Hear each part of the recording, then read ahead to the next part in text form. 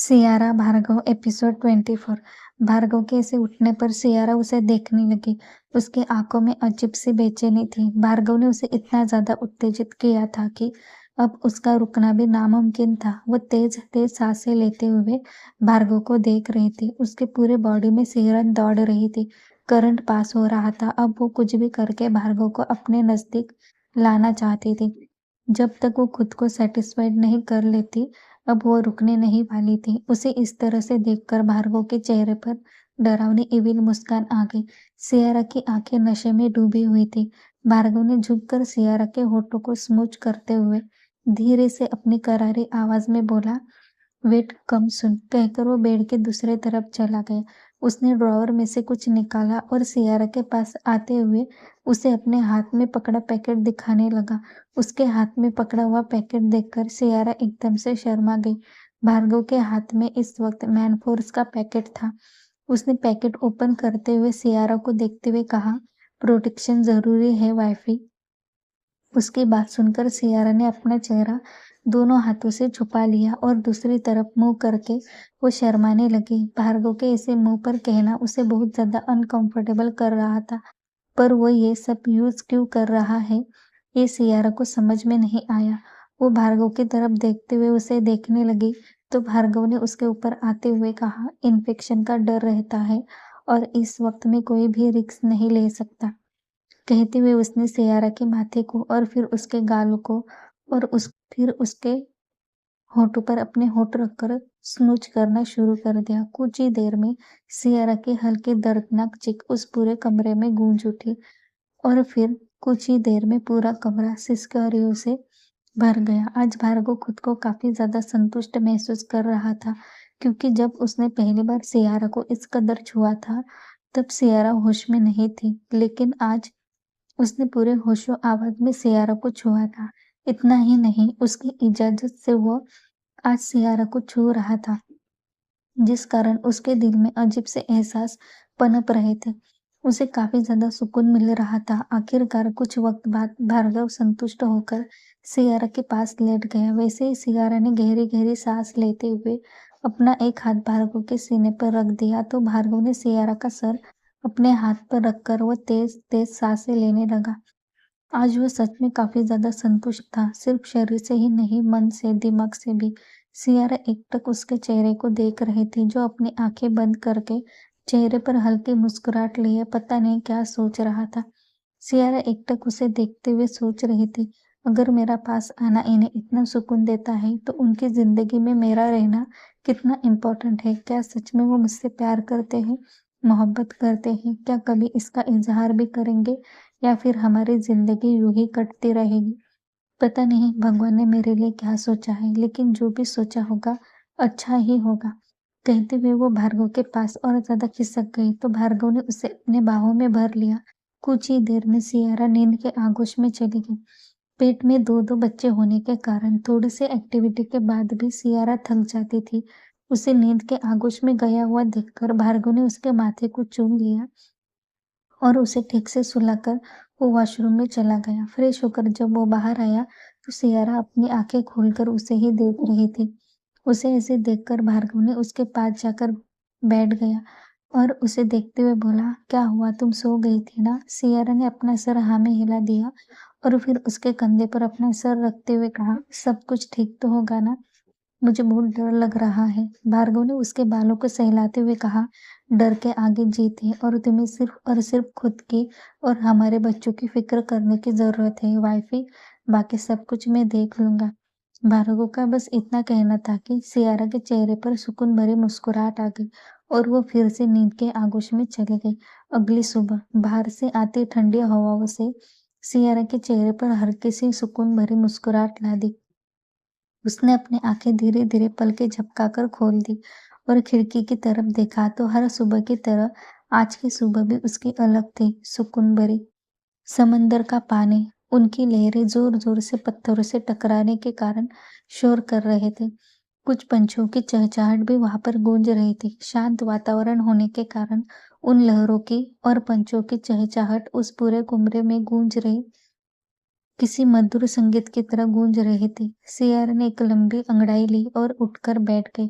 तभी उसे अपने शरीर पर ठंडी छुअन का एहसास हुआ और फिर अपने ऊपर किसी की तपती हुई नजरें देखकर सियारा ने अपनी नजरें घुमाकर सामने देखा तो भार्गव सोफे पर बैठकर उसे ही देख रहा था। उसकी नजरों में, उसके आंखों में जो मदहोशी भरे भाव थे, उसे देखकर सियारा ने तुरंत अपने आप को देखा। इस वक्त वो पेट से लेकर ऊपर तक का उसका पूरा जिस्म खुला हुआ था। उसे इसे देखकर भार्गव फिर से उत्तेजित हो रहा था। कल रात के किए हुए प्यार में काफी सारे निशान उसके शरीर पर छोड़ दिए थे और जो उसके चेहरे पर ग्लो आया था उसका क्या ही कहना। सियारा ने तुरंत अपने आप को ढक दिया और उसे देखते हुए धीरे से बोली, शेमलेस। सियारा के मुंह से ये सुनकर भार्गव ने अपनी आंखें छोटी की और वो अपनी जगह पर खड़ा होते हुए बोला, वाह वाइफी वाह, दिखाओ तुम और हम देखें तो बेशक। सियारा ने उसे इसे देखकर एकदम से शॉक हो गई। ये कब से इतना ज्यादा रोमांटिक होने लगा? उसके मन में ये बात एकदम से आकर गुजर गई और वो अपनी फटी आंखों से भार्गव को देखने लगी। भार्गव जो अपनी जगह पर खड़ा हो गया था, सियारा का दिल का हाल जैसे उसने जान लिया था। वो सियारा की तरफ अपने कदम धीरे धीरे बढ़ाते हुए बहुत ही मैग्नेटिक आवाज में धीरे से बोला, जब से तुमसे मिला हूँ मैं रोमांटिक ही तो होता जा रहा हूँ। सियारा ने एकदम से उछलकर भार्गव की तरफ देखा और अपनी फटी आंखों से उसे देखने लगी। उसका वो रिएक्शन देखकर भार्गव को उसके ऊपर काफी ज्यादा हंसी आ रही थी, पर उसने खुद के इमोशंस को कंट्रोल कर रखा था। वो चलकर सियारा के पास बैठ गया और उसके कमर पर एक हाथ रखकर धीरे धीरे उसके कमर को अपने हाथ से सहलाने लगा। उसके ऐसे करने से सियारा के शरीर में फिर से करंट दौड़ने लगा। वो घबराई हुई भार्गव को देखने लगी तो भार्गव ने उसे देखते हुए कहा, वॉशरूम में कपड़े रखे हैं, चेंज करके आओ और तुम्हें वही पहनना है बिना किसी आनाकानी के, नहीं तो। कहते हुए भार्गव ने उसे एक लुक दिया और वो क्लोजेट रूम में चला गया। उसकी बात सुनकर सियारा ने जल्दी से ब्लैंकेट से अपने आप को कवर कर दिया और फिर वो उठकर वॉशरूम में चली गई। जब वो वॉशरूम में आई, वहां पर रखा कॉस्ट्यूम देखकर उसकी आंखें एकदम से बड़ी बड़ी हो गई। उसका पूरा चेहरा लाल लाल हो गया था। शर्मा कर उसने उस कपड़ों को कसकर पकड़ लिया और अपने मन में बोली, पागल हो गया है ये मोगैम्बो। वो उस कॉस्ट्यूम को एकटक देख रही थी जो बिकनी थी। सियारा को काफी ज्यादा शर्म आ रही थी। वो कैसे ही कपड़े पहनकर भार्गव के सामने बाहर चली जाए, सोचते हुए वो वहीं पर खड़ी थी। तभी भार्गव ने दरवाजे पर नॉक किया और जोर से अपनी करारी आवाज में बोला, जल्दी से बाहर आ जाओ वाइफी, तुम्हारा ब्रेकफास्ट का वक्त भी हो रहा है। भार्गव की बात सुनकर सियारा ने जल्दी से फ्रेश होकर कॉस्ट्यूम पहन लिया और उसके ऊपर श्रग लेकर वो बाहर चली गई। इस वक्त भार्गव बीच पर खड़ा था। सीढ़ियों तक पानी आ रहा था। भार्गव लगभग कमर तक उस पानी में उतरा हुआ था। शायद सियारा आने के पहले ही उसने थोड़ी सी स्विमिंग कर ली थी, जिस कारण उसका पूरा बदन भिगा हुआ था और उसके बदन से पानी की बूंदें किसी ओस की बूंद की तरह उसके शरीर से फिसलती हुए उस पानी में जाकर मिल रही थी। भार्गव अपने दोनों हाथ बालों में रखकर अपने बालों को सहला रहा था, जिस कारण उसकी जिम में कमाई हुई बॉडी और ज्यादा अट्रैक्टिव लग रही थी। ऊपर से वो बाहर से छनकर आती हुई धूप जो भार्गव को और ज्यादा सेक्सी लुक दे रहा था। वो इतना ज्यादा कामुक लग रहा था कि सियारा उसे देखकर ही उत्तेजित हो गई थी। वो अपनी शर्ट को कसकर पकड़कर तेज तेज सांसें लेते हुए भार्गव को देख रही थी। तभी उसके कान में भार्गव के मैग्नेटिक और मदहोश भरी आवाज पड़ी, वहीं पर रहकर ताड़ने का विचार है क्या तुम्हारा वाइफी? Come fast. उसकी बात सुनकर सियारा धीरे कदमों के साथ उसके पास आकर खड़ी हो गई तो भार्गव सीढ़ियों से और ज्यादा नीचे उतर गया और सियारा को बीच में खड़ा करके उसके उस खूबसूरत से शरीर को देखने लगा जो इस वक्त श्रग में ढका हुआ था। उसने सियारे के कमर पर एक हाथ रखा और दूसरे हाथ से उसके श्रग की नोट को धीरे धीरे खींचने लगा। उसकी हरकत से सियारा के पूरे शरीर में गूज़बम्प आने लगे थे। वो भार्गव को रोकना चाहती थी पर ना चाहते हुए वो रोक नहीं पा रही थी। उसने अपने होठों को दांतों तले लिया और धीरे धीरे चबाने लगी। उसके हर एक मूवमेंट, उसकी हर एक हरकत से भार्गव बहकता चला जा रहा था। सियारा ने घबराकर उसके हाथ को पकड़ लिया और उसे देखते हुए वो आसपास देखने लगी, क्योंकि वो बाहर खुले आसमान में थी और भार्गव उसका श्रग निकालने में तैयारी में था, जिस कारण वो एकदम से घबरा गई। उसने घबराकर उसके हाथ को पकड़ लिया और कहा, प्लीज मिस्टर हबी, ये मत करिए, कोई देख लेगा। भार्गव ने उसके हाथ को अपने दूसरे हाथ से छुड़ा लिया और कहा, यहाँ पर तुम्हें देखने के लिए कोई नहीं है वाइफी, और तुम क्या यहाँ पर बिना कपड़ों की थोड़ी ना खड़ी रहने वाली हो। कहकर उसने सियारा के नोट को खोल दिया और उसके श्रग को कंधे से नीचे उतारकर उसके कंधे पर अपने होठ रखकर उसके श्रग को साइड में फेंक दिया। और सियारा जो वो बहती हुई जवानी को अपने आंखों से देखने लगा। नशा, नशा, बस नशा। उसके नजरों के वो भाव देख वैसे ही सियारा के गाल एकदम से लाल हो गए। उसने शर्मा कर अपना सीना दोनों हाथों में ढककर उसने अपने सर को भार्गव के सीने में छुपा दिया, तो भार्गव ने उसके सर को पकड़कर उसके गर्दन पर अपना एक हाथ रखकर अपनी 4 उंगलियों से उसके ठुड्डी को पकड़ लिया और उसे ऊपर करके उसके होठों पर होठ रखकर उसे चूमने लगा। सियारा ने भी फिर बेशर्म होकर उसके गर्दन पर अपने दोनों हाथ डाल दिए और उसके पैरों पर खड़े होकर उसका साथ देने लगे। लगभग आधा घंटा तक भार्गव उसके होठों के चूमे जा रहा था और बीच-बीच में सियारा को सांस लेने के लिए वक्त दे रहा था। फिर भार्गव ने सियारा को देखा और उसके बालों को सहलाते हुए बोला, तुम्हें स्विमिंग करने आती है? तो सियारा ने अपना सर ना में हिला दिया।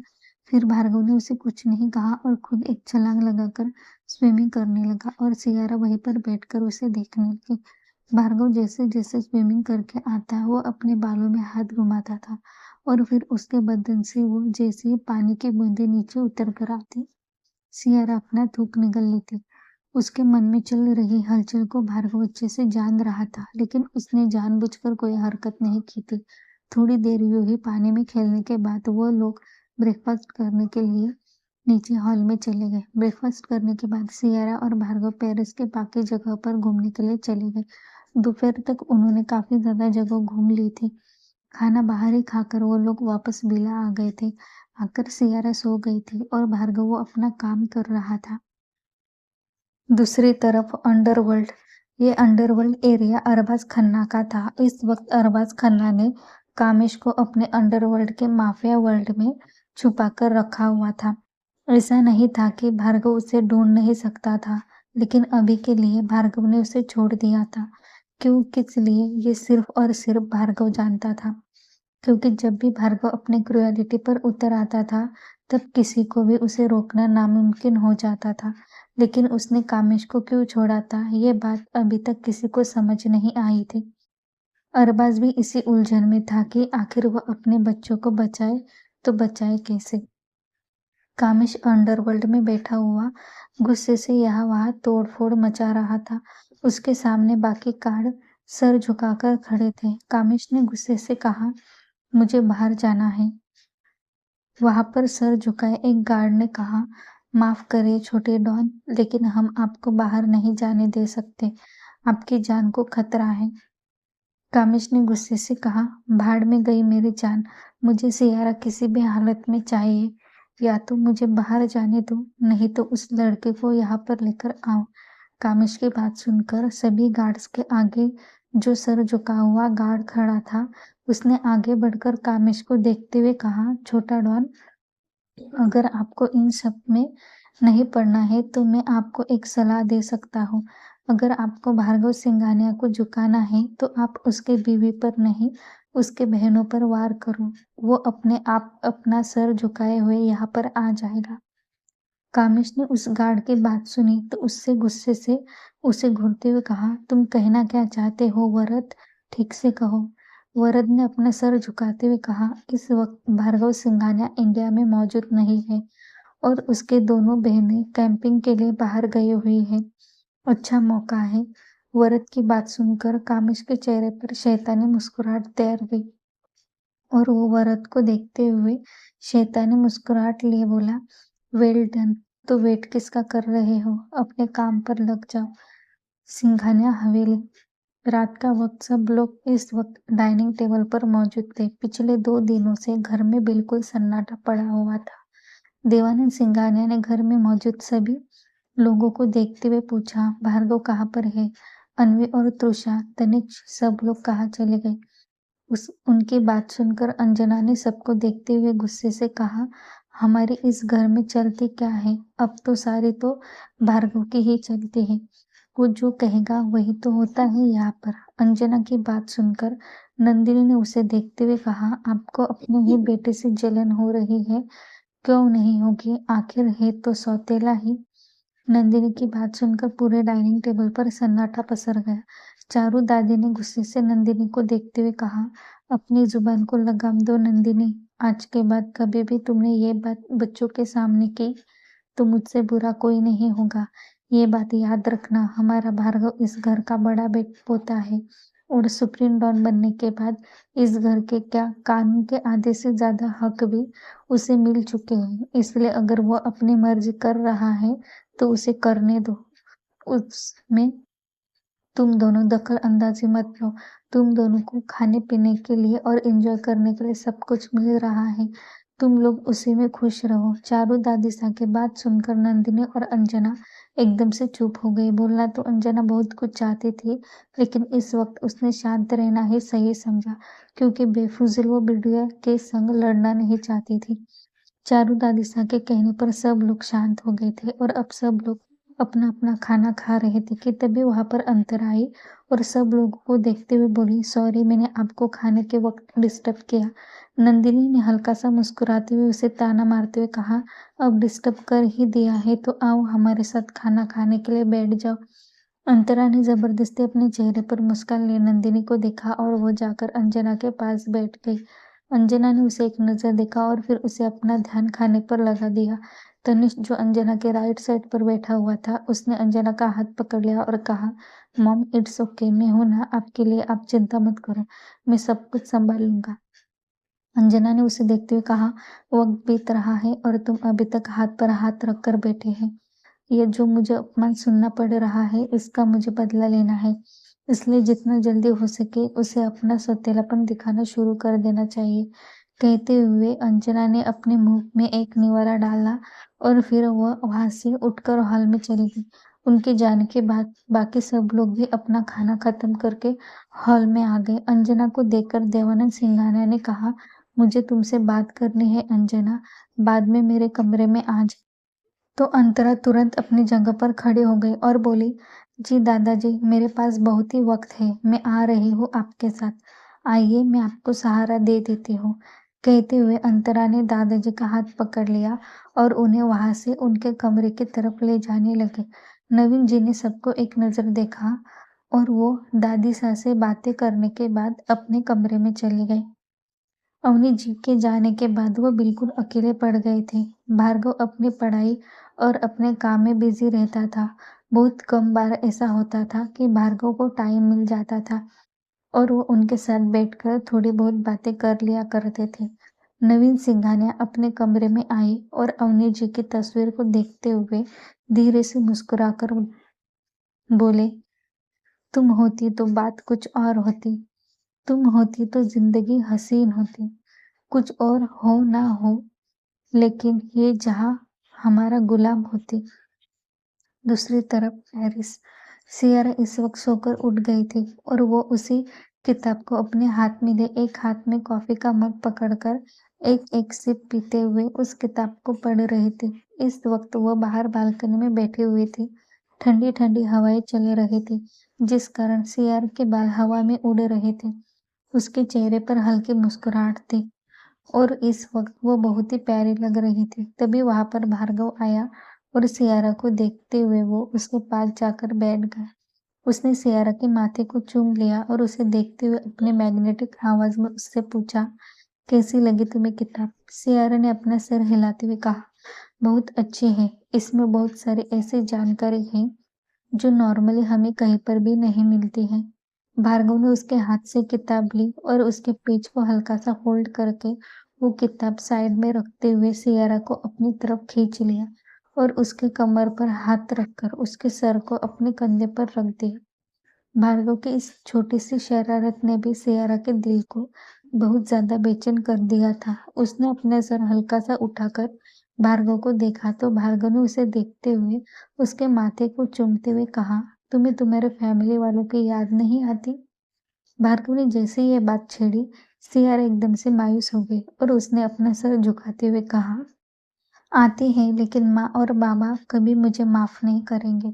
तो भार्गव ने उसके बालों को सहलाते हुए कहा, कोई बात नहीं, मैं हूं ना हमेशा तुम्हारे साथ, मैं यूं ही तुम्हारा साथ निभाते रहूंगा। भार्गव की बात सुनकर सियारा ने उसे कसकर गले लगा लिया तो भार्गव ने उसके गर्दन पर अपने होंठ घुमाते हुए उसके पूरे गर्दन को गीला करने लगा। उसकी हरकत से सियारा के पूरे बॉडी में गूज़बम्प आने लगे। उसने हलचल करते हुए अपने आप को उससे दूर करके खुद में सिमटने को कोशिश करने लगी, जिसे देख भार्गव ने उसे कसकर पकड़ लिया और उसके गालों को काटते हुए अपनी दमदार आवाज में कहा, कभी-कभी इन लम्हों को एंजॉय भी करना चाहिए वाइफी। भार्गव की बात सुनकर सियारा एकदम से शर्मा गई। भार्गव ने उसे देखा और वहीं पर बैठा रहा। सूरज ढल रहा था, जिस कारण चारों तरफ लालिमा छाई हुई थी। दूसरी तरफ इस वक्त तृषा और अन्वी अपने कॉलेज ट्रिप पर आई थी। इस वक्त वो लोग पहाड़ियों में थे। कैंप लगाए थे सबने और अब सब बैठकर खाने की तैयारी कर रहे थे। तनिष्क हमेशा की तरह लड़कियों के बीच था। तृषा और अन्वी एक साइड बैठे थे। तभी वहां पर उनके ही क्लास का लड़का आया और अन्वी को देखते हुए बोला, हाय अन्वी। अन्वी ने मुस्कुराकर उसे देखा तो वो लड़का अन्वी के पास बैठ गया, जिसे देख तृषा वहां से उठ गई और दूसरी तरफ चली गई। वो आगे जा रही थी कि तभी उसके कान में किसी के कदमों की आहट सुनाई दी, जिसे सुनकर तृषा घबरा गई।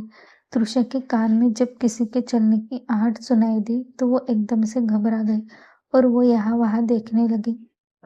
रात का वक्त था। ऊपर से वो पहाड़ी पर थी जहाँ पर घना जंगल था।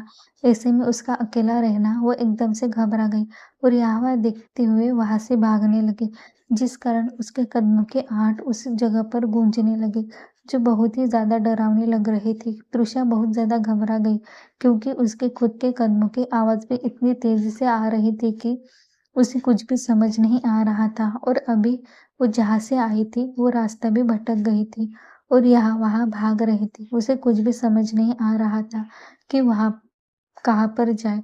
उसने घबराते हुए अपने पैंट की जेब में हाथ डाला और अपना फोन चेक करने लगी, पर उसका फोन उसके पास शायद नहीं था। वो और ज्यादा घबरा गई और यहाँ वहाँ देखते हुए अपने लिए रास्ता ढूंढने लगी ताकि वो जहाँ पर आई थी वहां ही चली जाए। भागते हुए वो पहाड़ के एकदम किनारे आ गई थी। जब वो किनारे पर पहुंची, चांद की रोशनी में उसे वहां पहाड़ी के गहरा खाई का नजारा दिख गया। वैसे ही उसकी आत्मा अंदर तक हिल गई, क्योंकि वो खाई बहुत ज्यादा बड़ी थी और ऊपर से वो इतनी ज्यादा ऊंचाई पर थी कि वो डर के मारे थर थर कांपने लगी। पता नहीं था कौन था, जंगली जानवर या फिर कोई इंसान। वो किनारे पर घबराई हुई खड़ी थी कि तभी किसी ने उसका हाथ पकड़ लिया, जिस कारण तृषा जोर से चिल्लाई, नहीं नहीं प्लीज, मेरे साथ कुछ मत करो। कहते हुए उसने अपनी आंखें कसकर बंद कर दी। वैसे ही वो जिस हाथ से पकड़ी गई थी, वैसे उसका हाथ खींचा गया और वो एक झटके में किसी के बाहों में चली गई। सब कुछ इतनी जल्दी हुआ कि तृषा को कुछ भी समझ नहीं आया और वो घबराकर अपनी आंखें और कसकर बंद करते हुए डरते हुए बोली, नहीं प्लीज मुझे छोड़ दीजिए, मैं गलती से यहाँ पर आ गई और रास्ता भटक गई हूँ, प्लीज मुझे जाने दो। उसकी आवाज सुनकर उसके कान में एक हंसने की आवाज आई, जिस कारण तृषा और ज्यादा घबरा गई। उसने तो अपनी आंखें खोलने की हिम्मत ही नहीं की, पर वो उस आदमी के बाहों में से छूटने की पूरी कोशिश कर रही थी। पर उस आदमी ने अपने दोनों हाथ उसके कमर पर रखे हुए थे और वो लगभग उस आदमी के पूरे बाहों में जकड़ी हुई थी, जिस कारण वो उस आदमी के बाहों से निकल नहीं पा रही थी। तभी तृषा के कान में आवाज पड़ी, अच्छा, ऐसे कहोगी तो तुम्हें लोग छोड़ देंगे। Thank you. Thanks for watching. कहानी को आगे जानना है तो आपको चैनल को सब्सक्राइब करना पड़ेगा, ताकि जैसे ही कहानी का एपिसोड पब्लिश हो आप सबको तुरंत नोटिफिकेशन मिल जाएगा। Bye bye.